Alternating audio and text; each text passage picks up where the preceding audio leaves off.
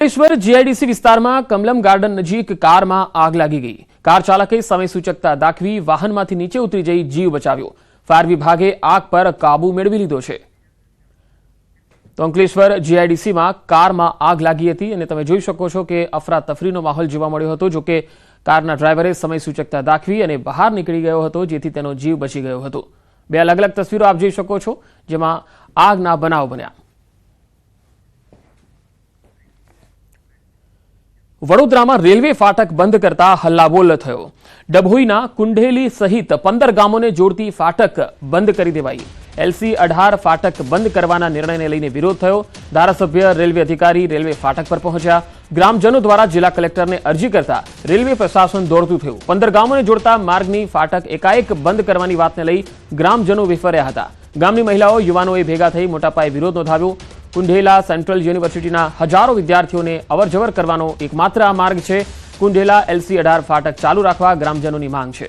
ધારાસભ્ય શૈલેષભાઈ મહેતાએ અધિકારીઓને ફાટક ચાલુ રાખવાનું સૂચન કર્યું। રેલવે અધિકારીઓએ કહ્યું છે કે આ બાબતે ફરી વિચારણા કરવામાં આવશે, લોકહિતમાં નિર્ણય લેવાશે।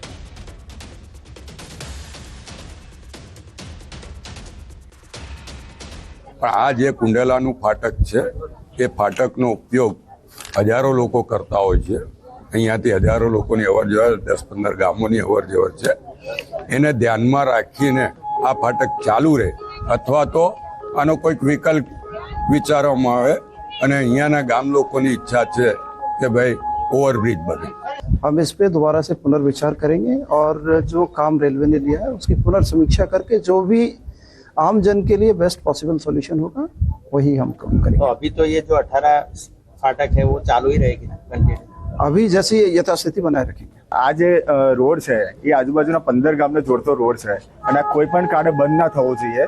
આ બંધ થશે તો આજુબાજુના 25,000 લોકોના જનજીવનને અસર થાય એમ છે। તો આ કોઈ પણ કારણે આ રોડ બંધ ના થવો જોઈએ અને એ ચાલુ રહે એ માટે જ અમે લોકો ભેગા થયા છે। વાત ભરૂચની। ભરૂચમાં મુલદ ટોલ પ્લાઝાના કર્મચારીની પિટાઈ થઈ ગઈ। કાર ચાલક સહિત 3 લોકોએ માર માર્યો। મારામારીની ઘટના CCTVમાં પણ કેદ થઈ છે। ટોલ પ્લાઝા પર બેરિકેડ હટાવવા મામલે હુમલો કરવામાં આવ્યો હતો। મુલદ ટોલ પ્લાઝાનો આ બનાવ છે, જ્યાં CCTVમાં આખો બનાવ કેદ થયો। કર્મચારીની પિટાઈ થઈ ગઈ। કાર ચાલક સહિત 3 લોકોએ આ કર્મચારીને ધોઈ નાખ્યો।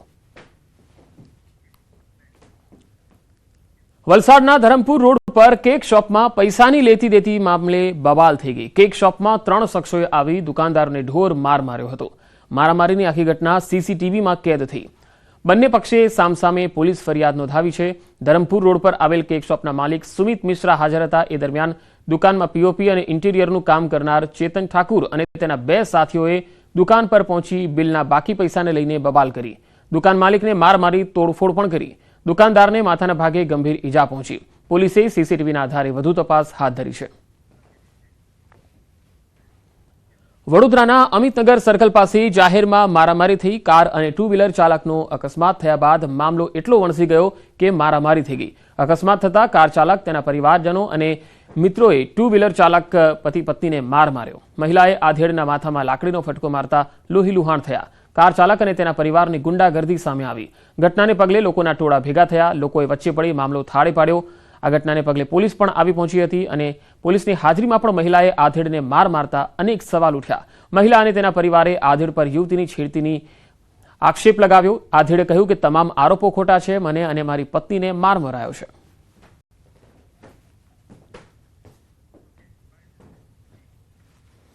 લાકડીથી મારી કોઈ માર્યો લાકડીથી? અચ્છા, હમણાં લેડી જાય ત્યાં હવે નામ થોડી મને ખબર છે। એવું કેમ મારામારી કેમ થાય? કારણ ગાડી આ લોકો ટન લઈને નીકળ્યા ગલીમાંથી, હું સામેથી આવતો સ્પીડમાં તો હું બચી ગયો। તો હું ખાલી એટલું કીધું કે ભાઈ ગાડી ચલાવ, થોડીક હરકી ચલાવ।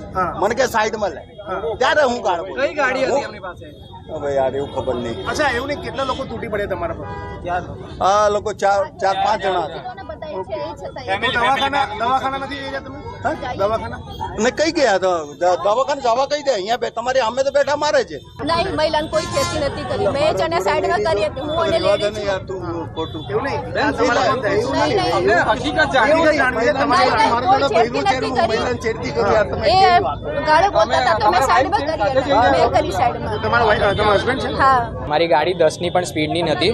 હું બહાર નીકળ્યો, ત્યાંથી લઈને 300 મીટર સુધી અંકલે મને ફોલો કર્યા. એમને મારી ગાડી પર ઠોકીને કંઈક કીધું, મને ના સંભળાયું. મેં સ્લો કરી, ધીરે કર્યું. એમને મને ગાર્ડ આપીને કીધું સાઈડ પર ઊભો રહે. મેં સાઈડ પર બહુ દૂર ઊભી રાખી. મારી ગાડી તમે જોઈ શકો છો. અને એ અંકલ અહીંયા આવીને પડ્યા એમના હાઈપર ટેન્શનમાં.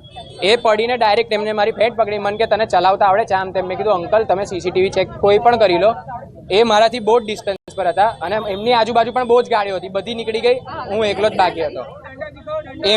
એમના વાઈફે અહીંયા આ મારી ફ્રેન્ડ છે એની જોડે છે ને બદતમીજી કરી. તો એમના વાઈફ ને આમની જોડે કંઈક બોલવાનું થયું. એ અંકલે મારી જોડે ઝઘડો કર્યો. મારો અને અંકલનો ઝઘડો હતો. તો એ અંકલે મને છોડીને આને મારવાની સ્ટાર્ટ કરી.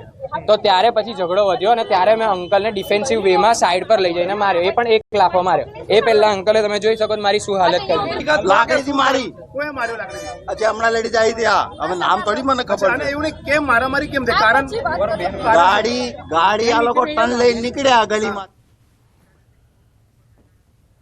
તો મહેસાણામાં લગ્ન દરમિયાન માથાકૂટ થઈ ગઈ. આ તસવીરો વડનગરના અર્જુનબારી વિસ્તારમાં છે, જ્યાંથી વાહનોમાં તોડફોડ થઈ ગઈ. એક કારને સળગાવી દીધી. માથાકૂટમાં 2 લોકોને ઈજા પહોંચી. હવે 4 અલગ અલગ તસવીરો આપને બતાવી રહ્યા છીએ. એક ભરૂચમાં ટોલ પ્લાઝા પર મારામારી થઈ, ટોલ પ્લાઝાના કર્મચારીની પિટાઈ કરી દીધી. બીજી તસવીરમાં એક દુકાનદારની પિટાઈ થઈ ગઈ. તે કેટલાક રૂપિયા માંગતો હતો, તેના અનુસંધાને કેક શોપના માલિક સાથે ઝઘડી પડ્યો. ત્રીજી તસવીરમાં અકસ્માત બાદ મારામારી થઈ ગઈ અને ચોથી તસવીર મહેસાણાની છે.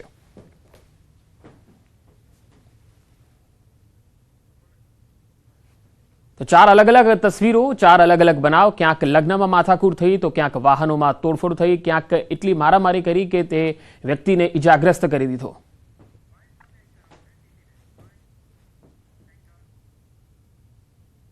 સુરેન્દ્રનગરમાં ચોટીલા હાઈવે પર મધરીખડા ગામ પાસેથી ગેરકાયદેસર લાઇટ ડીઝલ ઓઇલનો મુદ્દામાલ ઝડપી પાડવામાં આવ્યો. કોટડા સાંગાણીના નારણકા ગામે ધંધાનું સ્થળ હોવા છતાં અન્ય જગ્યાએ ગેરકાયદેસર રીતે વેચાણ કરતા હોવાનું જાણવા મળતા કાર્યવાહી થઈ. તપાસ દરમિયાન 11 બેરલ લાઇટ ડીઝલ ઓઇલ મળી આવ્યું, જેની કિંમત 1.34 લાખ સાથે જ પિકઅપ વાન મળી કુલ 5.34 લાખનો મુદ્દામાલ કબજે કરાયો. બાલાજી એન્ટરપ્રાઇઝના લાયસન્સ ધારક જયદીપભાઈ વગાસિયા અને પિકઅપ વાનના ચાલક સામે કાયદેસરની કાર્યવાહી હાથ ધરાઈ છે. કોટડા સાંગાણી ખાતે પરવાનો ધરાવતા હોવા છતાં જુદી જુદી જગ્યાએ પિકઅપ વાનમાં પરવાનો સાથે રાખી અને ધંધો વેચાણ કરતા હોય, પરવાનાનો મોટા પાયે દુરુપયોગ કરતા હોય, ગાડીની અંદરથી મળેલ 11 બેરલ એલડીઓને જપ્ત કરી તેમજ ગાડીને પણ જપ્ત કરી કુલ મુદ્દામાલ 5,34,000 જપ્ત કરી અને આગળની કાયદેસરની કાર્યવાહી હાથ ધરેલ છે.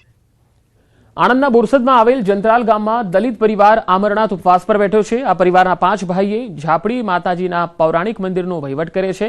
ત્યારે આ લોકોનો આરોપ છે કે આ મંદિર આગળ અન્ય વ્યક્તિ ભુવા તરીકે બેસી તાંત્રિક વિધિના બહાના હેઠળ લોકો પાસેથી પૈસા પડાવે છે. આ દલિત પરિવારે ભુવા બની બેસેલા સંતોષને મંદિરના સમારકામ માટે પણ કહ્યું, પરંતુ તેણે સમારકામ ન કરાવતા આ ભાઈઓએ સમારકામ કરાવવાનું નક્કી કર્યું, જેથી સંતોષ ભુવાએ કેટલાક લોકોને બોલાવી હુમલો કરાવ્યો, જેના સીસીટીવી પણ સામે આવ્યા. આ દલિત ભાઈઓએ આ મામલે ફરિયાદ નોંધાવી છે. પોલીસ દ્વારા કાર્યવાહી ન કરાતી હોવાના આક્ષેપ સાથે ઉપવાસ પર બેઠા છે. પોલીસનું કહેવું છે કે બંને પક્ષે સામસામી ફરિયાદ લેવાઈ છે. આ બધાએ અહીંયા આગળ રોકાણ કર્યું છે અને એમાં પણ સંતોષભાઈ રામજીભાઈ પરમાર ઉર્ફે લાલજીભાઈ, આ વ્યક્તિ જે પોતે બની બેઠેલો ભૂવો છે, અંધશ્રદ્ધામાં લોકોને ઢસડીને પૈસા પડાવે છે, એ વ્યક્તિ આ લોકોને આશ્રય આપી અને આવા કામ કરાવે છે અને અમને ખુલ્લી ધમકી આપીશું, તમારું ફળિયું બારીશું, તમે દલિત છો તો તમે દલિતને આવી રીતે કરીશું. આ રીતે પેલા લોકો બહારથી આવેલા માણસો અમને ધાક ધમકી આપે છે. એમાં કુલ 6 ભાઈઓ છે. એ પૈકી 5 ભાઈઓ એક તરફ છે અને એક ભાઈ એક તરફ છે. મૂળ મુદ્દો એમાં જે ફંડ આવે, ધારો કે મંદિરમાં જે પણ દાન પેટીમાં પૈસા આવે એ 6 ભાઈઓ સરખા ભાગે વહેંચી લે છે. એ 6 ભાઈઓ પૈકી એક ભાઈ છે સંતોષભાઈ પરમાર કરીને ઉર્ફે લાલજી ભુવા તરીકે ઓળખાય છે, જે દાણા જોઈ અને ભુવાજીનું કામ કરે છે. બનાસકાંઠામાં એમડી ડ્રગ્સ સાથે 2 આરોપી પકડાયા છે. ધાનેરા પોલીસે વાહન ચેકિંગ દરમિયાન ડ્રગ્સ ઝડપી પાડ્યું. નંબર પ્લેટ વગરની બાઇકમાંથી ઝડપી પાડ્યું છે 17.80 કિલોગ્રામ હેરોઇન. ધાનેરા પોલીસે 85,000નું માદક પદાર્થ સહિત 1,40,000થી વધુનો મુદ્દામાલ જપ્ત કર્યો. ધાનેરા પોલીસે બંને શખ્સોની અટકાયત કરી છે. છેલ્લા કેટલાક સમયથી સોનાના ભાવમાં સતત વધારો થઈ રહ્યો છે. આજે અખાત્રીજ હોવાના કારણે લોકો સોના